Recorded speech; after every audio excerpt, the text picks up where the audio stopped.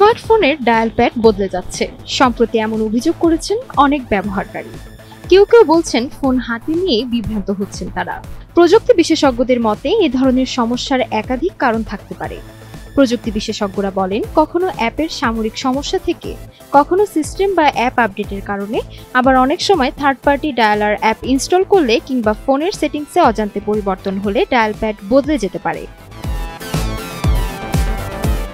বিশেষজ্ঞরা বলেন, সাধারণত প্রথমেই ফোন রিস্টার্ট করে দেখা যেতে পারে। এতে কাজ না হলে ডায়াল অ্যাপের ক্যাশে ও ডেটা ক্লিয়ার করতে হবে।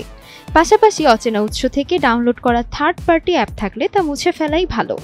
প্রয়োজনে ফোনে ডিফল্ট ডায়ালার অ্যাপ আবার সেট করলে সমস্যার সমাধান হতে পারে। তবে সমস্যা যদি বারবার দেখা দেয়, তাহলে নিকটস্থ সার্ভিস সেন্টারে যোগাযোগ করাই সবচেয়ে নিরাপদ উপায় বলে মনে করেন তিনি। ব্যবহারকারীদের করণীয়, বিশেষজ্ঞরা বলছেন, এসব সমস্যায় সচেতন থাকাই মূল বিষয়।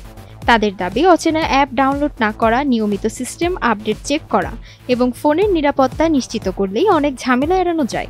তাই সবসময় এসব বিষয়ে সতর্ক থাকতে হবে। তাহিয়া তাজ, এনটিভি অনলাইন।